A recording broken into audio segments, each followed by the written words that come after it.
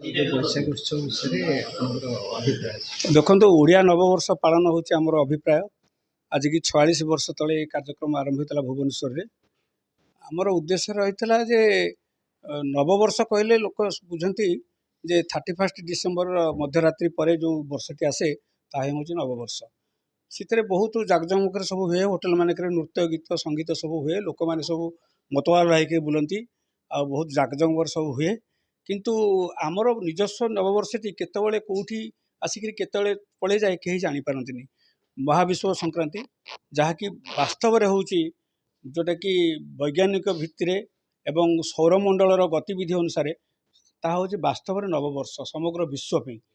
ସେଇ କଥାଟାକୁ ଆମେ ଜଣେଇଦେବା ପାଇଁ ଆମର ଓଡ଼ିଆ ନବବର୍ଷ ପାଳନ କରୁଛୁ ଆଜିକି 46 ବର୍ଷ ତଳେ। ଆଉ କାର୍ଯ୍ୟକ୍ରମ ଏବେ ଆମର ଆରମ୍ଭ ହେବ। ମୁଁ ଅଧିକ ସମୟ କହିବା ଅବସ୍ଥାରେ ନାହିଁ। କ'ଣ ପଚାରିବା କଥା ପଚାର। କିଛି ନାହିଁ, ସବୁ